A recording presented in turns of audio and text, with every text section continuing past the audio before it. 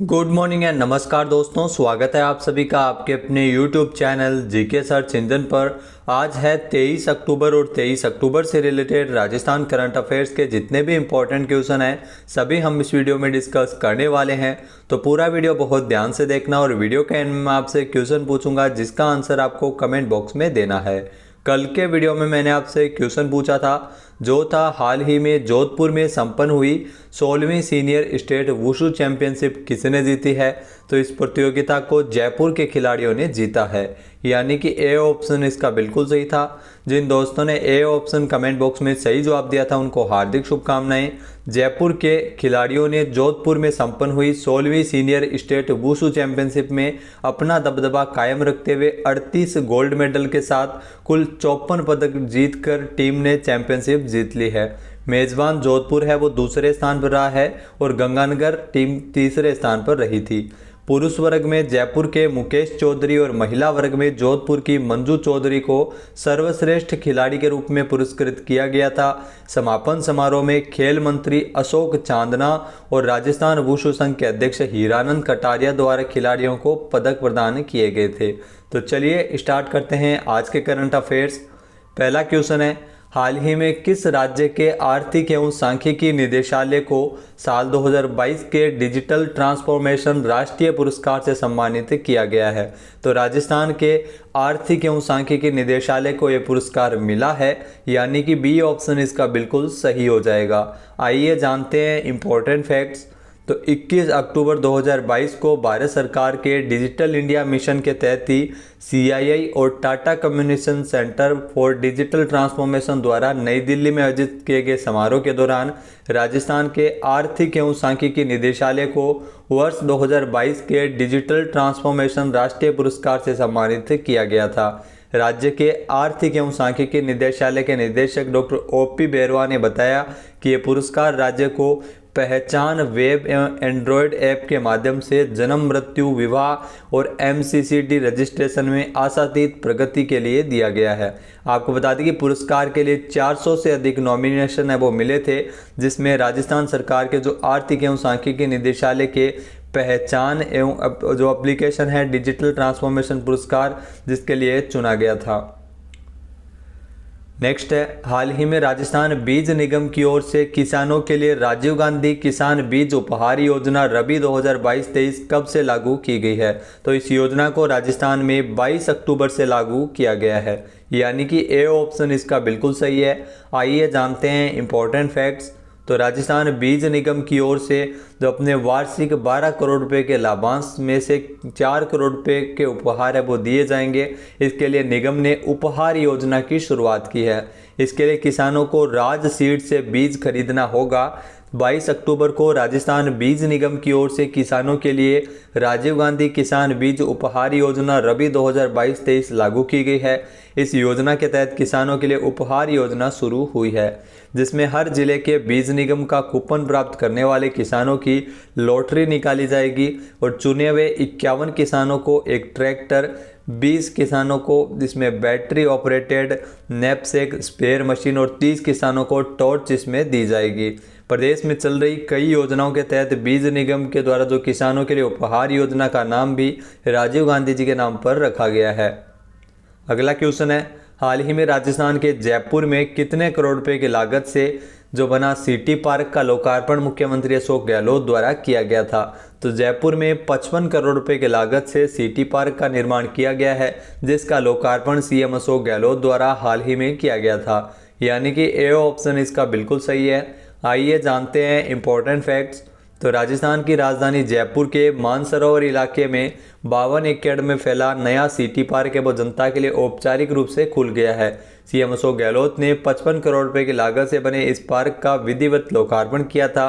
राजस्थान के सबसे ऊंचे 213 फुट राष्ट्रीय ध्वज इसके निकट है वो करीब 2000 वर्ग मीटर में ये क्षेत्रफल में मनोरम लोअर लेक का भी दृश्य का अवलोकन भी CM अशोक गहलोत ने किया था। तो सिटी पार्क का जो लोकार्पण कार्यक्रम है वो 21 अक्टूबर को शाम 5 बजे मध्यम मार्ग मानसरोवर जयपुर में हुआ था। नेक्स्ट है, हाल ही में राजस्थान के किस जिले में रिलायंस जियो द्वारा जियो ट्रू 5G नेटवर्क पर चलने वाली वाईफाई सेवाओं को लॉन्च किया है? तो जियो 5G को लॉन्च किया है राजसमंद में रिलायंस जियो के द्वारा, यानी कि ए ऑप्शन इसका बिल्कुल सही हो जाएगा। आइए जानते हैं इंपॉर्टेंट फैक्ट्स। तो रिलायंस जियो इन्फोकॉम लिमिटेड ने 22 अक्टूबर को जियो ट्रू 5G नेटवर्क पर चलने वाली वाईफाई सेवाओं को लॉन्च किया है। जहाँ रिलायंस जियो के जो चेयरमैन हैं आकाश अंबानी अपनी पत्नी श्लोका अंबानी के साथ राजस्थान के राजसमंद में स्थित श्रीनाथ जी मंदिर पहुंचे थे, जहां धनतेरस के अवसर पर आकाश अंबानी ने मंदिर के मोती महल से जियो 5G सेवाओं की शुरुआत की थी। जहां 5G की शुरुआत के लिए नाथद्वारा मंदिर परिसर में एक ट्रांसमीटर लगाया गया है। शहर के लिए 5G सुविधा रहेगी और इसकी जो रेंज है वो करीब 1 किलोमीटर तक रहेगी। मंदिर के बाद गौशाल में 5G टावर भी शुरू किया जाएगा। चेन्नई और नाथद्वारा में एक साथ 5G के साथ जो पावर वाईफाई सेवा की लॉन्चिंग है वो की गई है। इससे पहले 2015 में भी मुकेश अंबानी ने यहीं राजसमंद के नाथद्वारा से ही जियो कंपनी की 4G सर्विस की शुरुआत की थी। तब इस कंपनी के चेयरमैन थे मुकेश अंबानी। नेक्स्ट क्वेश्चन है, प्रदेश का पहला इंटरवेंशनल रेडियोलॉजी ऑपरेशन थिएटर किस जिले के सरकारी अस्पताल में शुरू किया गया है? तो जयपुर के SMS अस्पताल में जो प्रदेश का पहला इंटरवेंशनल रेडियोलॉजी ऑपरेशन थिएटर है वो शुरू हुआ है, यानी कि सी ऑप्शन इसका बिल्कुल सही है। आइए जानते हैं इंपॉर्टेंट फैक्ट्स। तो प्रदेश का जो पहला इंटरवेंशनल रेडियोलॉजी ऑपरेशन थिएटर है वो जयपुर के सवाई मानसिंह अस्पताल में शुरू किया गया है। कैंसर, धमनियों, ब्रेन स्ट्रोक जैसी गंभीर बीमारियों के इलाज और डायग्नोस अब रेडियोलॉजी की एडवांस तकनीक से आसान हो जाएगा। SMS में वेस्कुलर एंड इंटरवेंशनल रेडियोलॉजी विभाग है वो शुरू किया गया है। अब SMS अस्पताल में वेस्कुलर एंड इंटरवेंशनल रेडियोलॉजी विभाग का जो ऑपरेशन थिएटर है वो तैयार किया गया है, जहां पर नई बीमारियों का पता लगाने के अलावा धमनियों में प्रवाह, कैंसर जैसी बीमारियों का इलाज है वो संभव हुआ है। CSR फंड से करीब 6 करोड़ रुपए की लागत से ये ऑपरेशन थिएटर है वो तैयार किया गया, जो प्रदेश का पहला है।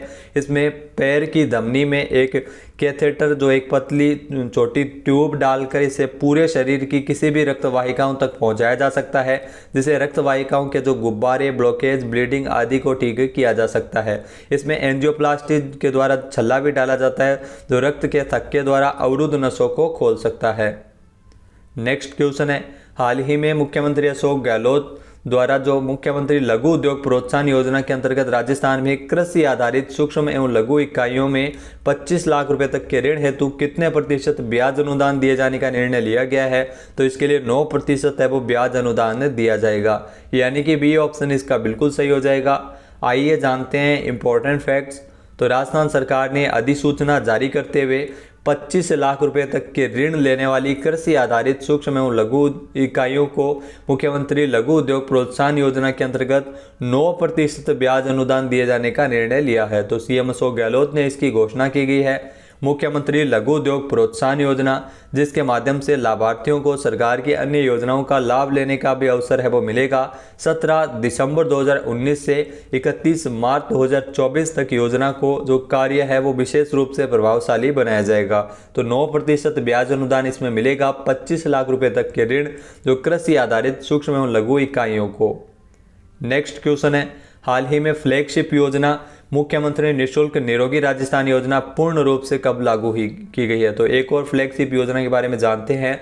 मुख्यमंत्री निःशुल्क निरोगी राजस्थान योजना जो पूर्ण रूप से राजस्थान में 1 मई 2022 से लागू हुई है, यानी कि ए ऑप्शन इसका बिल्कुल सही है।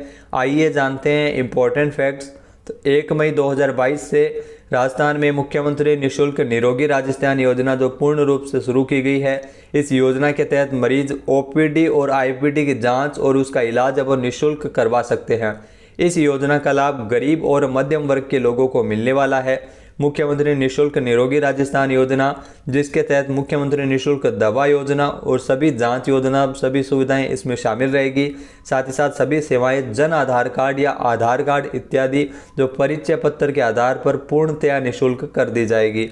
1 अप्रैल से इस योजना का ड्राई रन किया गया था, जिसमें कुछ आने वाली समस्याओं को समाधान करते हुए 1 मई से राजस्थान में मुख्यमंत्री निःशुल्क निरोगी राजस्थान योजना शुरू की गई है, जिसमें मरीज अपनी जांच जैसे blood test, urine test, blood pressure आदि फ्री में करवा सकते हैं।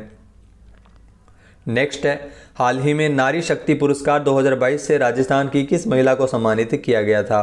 तो राजस्थान में आपको बता दें कि नारी शक्ति पुरस्कार 2022 है वो बतुल बेगम को दिया गया था, यानी कि सी ऑप्शन इसका बिल्कुल सही है। उस समय राष्ट्रपति रामनाथ कोविंद ने बतुल बेगम को नारी शक्ति पुरस्कार प्रदान किया था।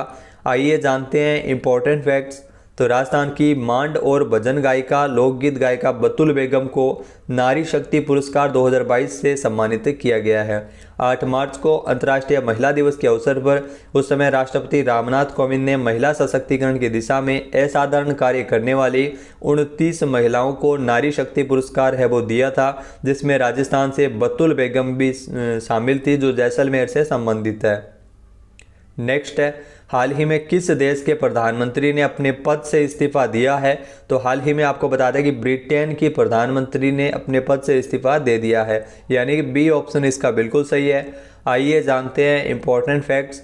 तो ब्रिटेन की जो प्रधानमंत्री है लिज ट्रस, जिन्होंने 20 अक्टूबर 2022 को अपनी नियुक्ति के 6 सप्ताह बाद में ही इन्होंने अपने पद से इस्तीफा दिया है। ट्रस ने स्वीकार किया है कि वह अपने द्वारा किए गए वादों को पूरा नहीं कर सकी और अपनी पार्टी का विश्वास खो चुकी है। 6 सितंबर को ब्रिटेन की प्रधानमंत्री के रूप में नियुक्त हुई थी लिज ट्रस, जिन्होंने 20 अक्टूबर को ही अपने पद से इस्तीफा दे दिया है। इसके साथ ही ट्रस ब्रिटिश इतिहास की सबसे कम समय तक कार्य करने वाली प्रधानमंत्री बन गई है। इनका कार्यकाल मात्र 45 दिन का रहा है। नेक्स्ट है, हाल ही में राष्ट्रीय पुलिस स्मृति दिवस कब मनाया गया है। तो हाल ही में राष्ट्रीय पुलिस स्मृति दिवस है वो 21 अक्टूबर को मनाया गया है, यानी कि सी ऑप्शन इसका बिल्कुल सही है। आइए जानते हैं इंपॉर्टेंट फैक्ट्स। तो राष्ट्रीय पुलिस स्मृति दिवस है वो 21 अक्टूबर को मनाया जाता है। यह दिन ड्यूटी के दौरान शहीद हुए सभी पुलिसकर्मियों को श्रद्धांजलि देने के लिए हर साल 21 अक्टूबर को राष्ट्रीय पुलिस स्मृति दिवस के तौर पर मनाया जाता है।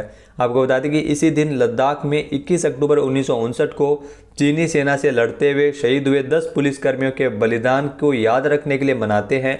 अक्टूबर 2018 में पीएम मोदी ने दिल्ली में भारत के पहले राष्ट्रीय पुलिस संग्रहालय का भी उद्घाटन किया था, तो ये भी आप ज़रूर ध्यान में रख सकते हैं।